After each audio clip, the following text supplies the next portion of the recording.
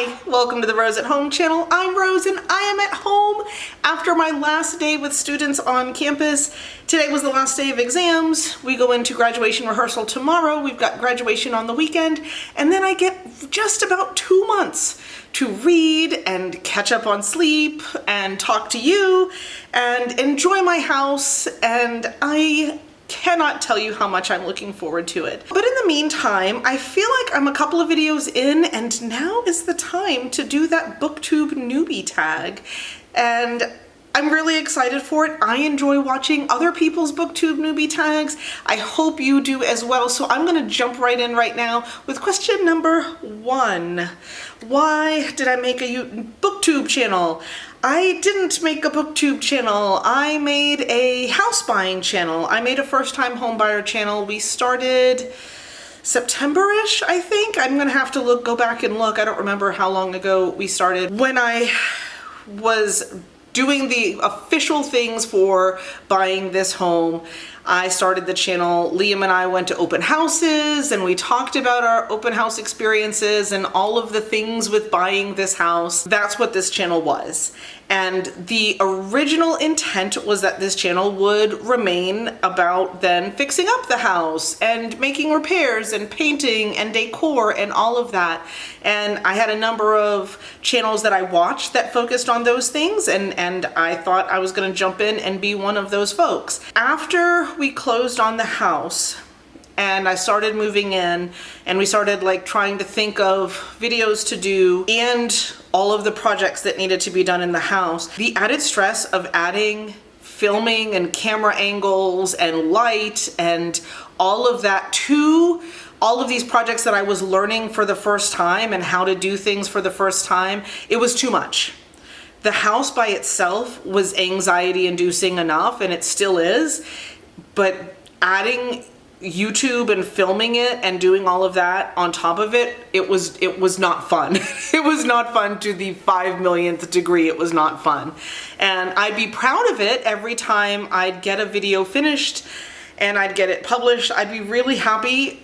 But part of it was relief that it was done and I could wait another week before I had to do it again. Every time something would come up that we couldn't film that day, instead of being like, ah, darn, I would be really happy. I like, oh great, no, yes, let's wait and do it tomorrow. And that's kind of where we stopped. My cuppeth was overflowing. My plate was overflowing. I couldn't keep adding the stress of filming and the stress of YouTube to all the stresses of new home ownership. So we took a little bit of a break. And then my next thought was, okay, so we'll start filming the home stuff, but we'll focus on putting the books together and putting the books up and organizing and all of that. And the more I thought about filming stuff with the books, the more excited I got and the more happy I got. And when stuff would happen, like there's an impending storm, so I probably should stop talking so much, but the more I thought about like all of these different ideas to film talking about books and all of that, the more excited I got. And if something happened that there was a storm or there was something really loud or like stuff with work, I ended up having to stay later or something happened where I couldn't film, I got sad and I was upset that I had to put it off a day instead of being relieved. And that's when I realized I'm focusing on the wrong topic. If YouTube had been paying me to make the home ones, I would have figured it out. We would have probably dropped to like 2 a week. But since this is fun, like nobody's paying me to be here, I am a long way off from anybody paying me to be here. This is me doing this because I love it, and I wasn't loving it. It was too much. And when I get to the point where it's old hat and we've painted rooms, and so I've done it enough times that I'm not stressed over it, and then I can add in camera and kind of talking you through what I'm doing. Absolutely. I am not saying we're never going to do house stuff, and I hope that doesn't turn off anybody who's here just solely for book stuff. But I am saying for right now, for my mental health, I adore you, but I'm doing this for me because I'm loving this. And I hope that's coming across to you, and I hope you're enjoying watching when I talk about what I love. And boy, that was a lot of talking for question number 1. We're gonna have to speed things up. So question number 2. So the second question wants to know what fun or unique things I bring to Booktube, and I bring me. I am fun and unique. I like to think I'm a good friend of mine, and I enjoy me, and I enjoy listening to me talk, as you can tell. I enjoy all the things that I enjoy, so I like hearing about them, and I hope that you do too. I'm not gonna say that I'll never talk about books that other people like, because there's a very good chance I'm gonna like them too. I'm not crazy picky. I read to find the joy in the reading. I read to find the good in the writing and to find the good in the work that the writer did. I'm not someone who's gonna have a bunch of hate videos. It's just if I didn't like, I have read one book that I've hated in recent memory, and I'm not gonna talk about it now, and I'm not gonna, nope. And I read that one because it was a book club selection, and I ended up hating the book so much I didn't go to book club because I didn't want the people at book club to talk about how much they loved it and me think poorly of them. And so that I don't sound like a snob, the book was very racist, and I didn't want to think that they were that way. They weren't people that I knew outside of my life. I only saw them there, and I didn't want the little snippet of exposure to them that I have to be colored by them praising this book that really, really bothered me. And so I ended up not going. So I read the whole thing for nothing, and yeah. Anyway, so that's me. You get me in my books, and I hope that's fun and unique enough for you. Okay, question 3. Okay, question 3 wants to know what I am most excited about for this Booktube channel, and it's just being able to talk about books to someone whose eyes aren't gonna glaze over, or they're not gonna just do the smile and nod. I'm good at the smile and nod too. I do it. It's everybody does it when it's not your bag. I am an English teacher. I work with people who love to read, but we don't necessarily love to read the same things. We haven't all read the same things, and so I'm like super excited about something I just read, and they're like, oh, tell me about it. Yeah, I'll have to read that. But the conversation can't continue.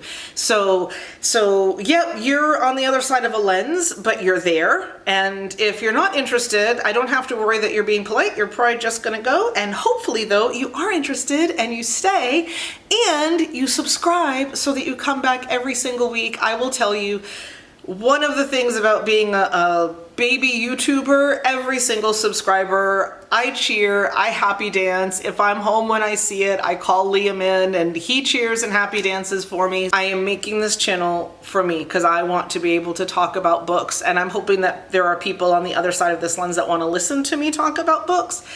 But I don't necessarily need, 5 million. I'm not gonna do any viral, I don't know what you do to go viral with reading. Eat a book or something, maybe? I'm not gonna do that. I'm not interested in that kind of viewership. But yeah, I'm excited about being able to just talk about the books that I'm reading and the books that I love and the books that I'm interested in and the books that I bought because the cover's super pretty, and the book I didn't buy because the cover was ugly, even though I really want to read it and I need to see if there's another British cover. It's like, I love being able to talk about the thing that has been a constant in my life for as long as I can remember, and that is reading. Well, that's a good segue. Question number 4, why do you love reading? Oh, that's such a hard one. There's so many, there's no one reason. There's no singular thing. I love that I get to, this is what I tell my students when they say, well, I prefer to watch the movie. Like, I watch the movie too. I watch the movie up here. And I get to cast it, and I get to pick the sets, and I get, yeah, there's description in there, but there is such a collaboration between an author and a reader that doesn't happen in other forms of storytelling as much. If I watch a movie, I'm completely passive. I'm not creating much of anything when I'm watching that film. I'm just seeing someone else's vision for that story. When I'm reading it, I'm actively creating the visions in my head. I'm actively creating the whole thing in my head, and I'm adding to it and enriching it. and I'm getting things from it that somehow pertain to my own life. And how can you not love that? I will say I do understand. I have students who don't see a movie in their head. I have students who don't hear anything. They don't hear the words in their head when they read. And it's one of those things that right now I teach honors, but when I have lower level kids, those are things I work on. How do we get you there? But I even have honors kids who will come to me after our second book of the year, and they're like, Ms. Bennett, when I read this chapter, I saw it in my head. I've never done that before. That's never happened for me before. And my heart, like, I love that. And I love that for them. I love that they've turned that corner, and now they can make their own movies. They don't have to rely on Hollywood to spend millions of dollars to show someone else's vision for me to go like, I wouldn't have cast them. I'd have put so-and-so. That kind of thing. I can do it for myself. And I love that. I love the window versus mirror aspect of books. If you don't know what I'm talking about, books can be two things. Well, books can often be put into two categories, a window or a mirror. A mirror is when I see something in the book that reflects me back at me, where I'm like, oh, someone else feels like me, someone else looks like me, someone else has an experience like mine.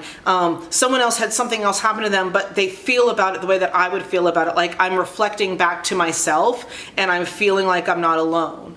Window books are ones that show me a different world than the one that I'm in, that otherwise I'm in a solid box room and I don't get to see the outside. It shows me parts of the world and parts of the human experience that I haven't or will not yet experience.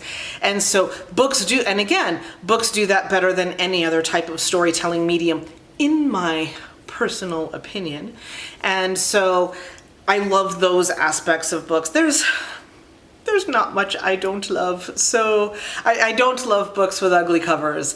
I use books as home decor. As you can see, this entire wall, there's another window down there. This whole wall is bookshelves right now. There's going to end up being some behind you, but I'm trying to hold off as long as I can before I have to buy more. But I know it's gonna happen. So yeah, there's a lot I love about books. Okay, number 5. What book or series got you into reading? No idea. I do not remember life before I can read. I was told that I was reading at 2.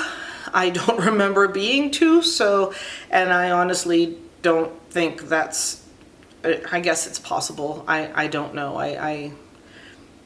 Yeah, it was just a brag that my parents would do to other people. They liked to tell that story because they thought it made them sound awesome. And so I couldn't tell you. I've been reading since before I ever started. I knew I was reading before I started school. I won the Reader Award and all of that. There was a time in elementary where the chorus director, like everybody had chorus class, and the chorus director picked specific kids to come and sing in like a special school-wide chorus for all of the grades. But when you went to that chorus practice, what the kids who got left behind got to do was read. And I was so upset to be picked, but I was and still am, a rule follower. So I just sat, I went and I sang, and I went and I sang, and I was kind of upset I wasn't happy to be there, but I did what I was supposed to do because I was told I was picked and I'm going to be part of this. Well, another kid at the rehearsal 3 or 4 weeks into doing this got mad for some reason and got in an argument. This was elementary school too, and Catholic school, elementary school, so we were pretty much well-behaved children.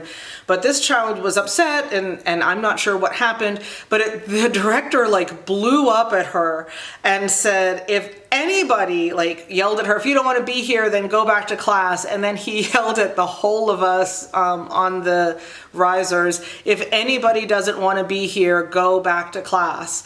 And looking back at it now, that was not an actual request. I think he was trying to scare us, but I took him literally, and I happily walked down those those risers, and I went to my class and I told my teacher, he said that if we didn't want to be there, we could go back to class and I would rather read. And she said, okay.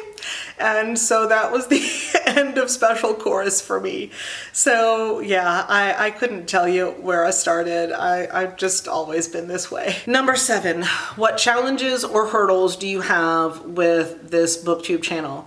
And I'm gonna tell you right now, the fall. When I have to go back to work on August 2nd, that first month to 2 months, if you are a teacher, you know. If you're not a teacher, you don't know what I'm talking about. But those 2 months at the beginning are absolutely like debilitatingly exhausting. You have all of these new needy people. And for high school teachers, it's not one group of 25, it's 100 plus. And you're not just teaching them content, you're not just giving them books to read and having them do, you are teaching them how to student, you're teaching them how to student in your space, you're teaching them your expectations. I don't even know how to explain it, but getting through like the first quarter is really hard. They get kind of with the program. When we get into second quarter, it gets smoother. The plan right now in my head is that I'm gonna try to pre-film over the summer. I'm gonna try to get things saved up so that I've got, it won't be everything. Everything you see in September won't have been filmed in July, but I'll have some things that I can insert. What I'm trying to say is the beginning of the school year is rough. I'm going to try to pre-film to get through that so that the channel doesn't suffer, or that I don't suffer and it become too much and it gets to the point where I need to just take a break. So that is the plan. Okay, the next question is, when did you start reading? And I've already kind of discussed that. I will say I did not have an enviable childhood, and so books have always been my escape. I remember being little. We lived up north until 6th grade. So I was elementary age, and granted, back in the day, you could go out on your bike and not have adults around and it wasn't weird. Now it's weird, but it wasn't weird then. But I would ride my bike to the public library. We lived in a town called Woburn, Massachusetts, and it has the most beautiful public library you've ever seen. And I would ride my bike to the public library and I would sit in the public library and read, because my parents didn't want to take the time to go with me, because you had to have a parent to get you a library card if you were a kid. To get a library card for the upstairs. I think I could have gotten a library card for the children's library, but I was already reading adult books, or I guess what would have been like YA kind of things. But those were all in what was the upstairs library. And they wouldn't let me check anything out from the upstairs library without a parent signing off that it was okay. So my solution was that I would ride my bike to the library and I would sit they had window seats, and I would read. And when it was time to go try to find some food somewhere, I'd put a bookmark in the book I was reading and I would put it back on the shelf, which I think you're not supposed to do, but I would put it back where I got it, and it was always there the next day. And so I went through book after book after book after book that way. So yeah, I have always been a reader from as long as I can remember. Okay, the next question is, where do you like to read? I'm a bed reader. I like to read in bed. I also like to read, there's a quiet place outside and it's nice, not too hot, not like April 25th, the perfect date. If it's not too hot, not too cold, and there's a nice quiet place outside. I love to read outside too. The light is really good. But when I'm home, I tend to get in bed and read. I also will sometimes read on the couch, but you've seen my couch. I built it on this channel. It was one of the home videos we made.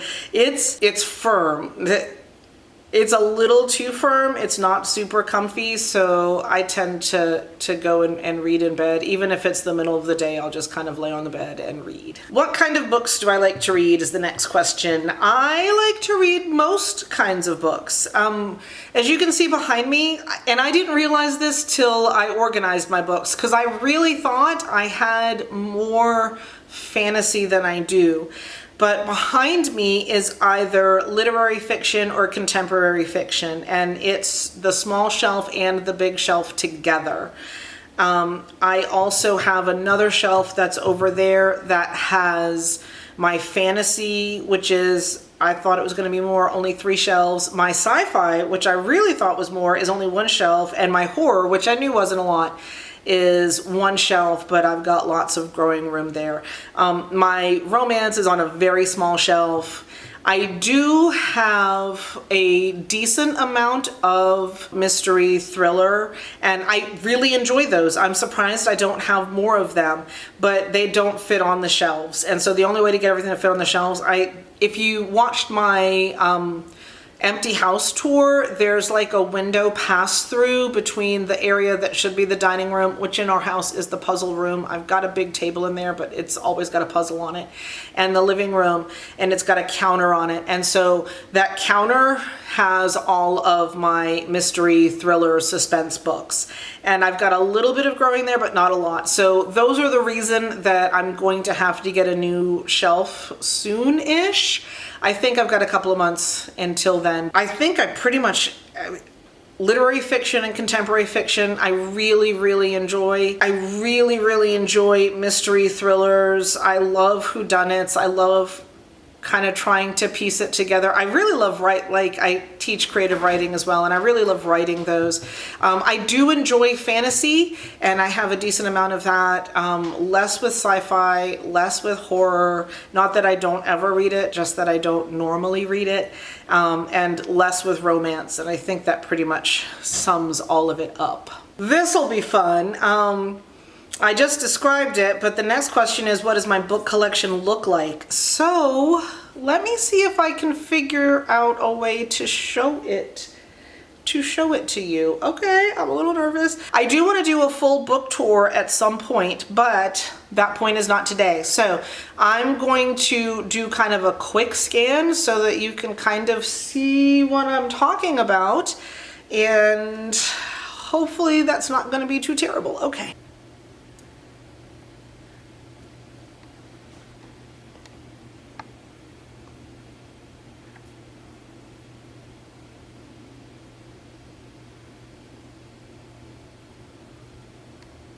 Okay, so I brought Liam in, he filmed that, so I'm hoping that you at least got a bit of a glimpse at it. Like I said, we're going to be doing a bookshelf tour sometime very soon, because that's a great summer project. And I hope, if that sounds awesome to you and you'd like to see what all is on here, please go ahead and subscribe, hit that notification bell so you can know every time I upload. Right now I'm doing Wednesdays and Sundays, and that seems to be working out really well. I really hope that I get to see you again. This was great fun, and I'm so very excited to be here and to get to talk about books. And so hopefully I will see you again on Sunday, and in the meantime, I hope that you read some great books.